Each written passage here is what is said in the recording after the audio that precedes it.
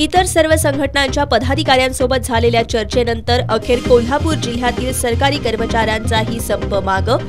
मात्र मुख्यमंत्र्यांनी दिलेल्या आश्वासनावर समाधानी नसल्याचं समन्वयक समितीचे जिल्हा नियंत्रक अनिल लवेकर यांचं स्पष्टीकरण।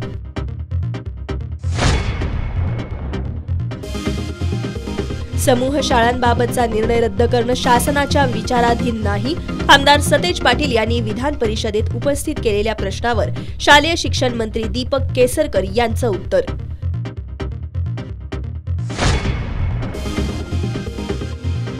ऊस तोडणी आणि वाहतूक दरवाढीबाबतची पुण्यातील त्रिपक्षीय बैठक निष्फळ। 25 डिसेंबरपर्यंत मागणी मान्य न झाल्यास राज्यात ऊसतोड बंद करण्याचा कामगार संघटनांचा इशारा। पापाची तिकटी इथल्या छत्रपती संभाजी महाराजांच्या पूर्णाकृती स्मारकाचा लोकार्पणाचा आनंदोत्सव सोहळा उद्या शनिवारी सायंकाळी 4 वाजता होणार। आणि Shahu Chhatrapati KSA football league स्पर्धेला आजपासून प्रारंभ। झुंजार क्लब आणि शिवाजी तरुण मंडळाची विजयी सलामी।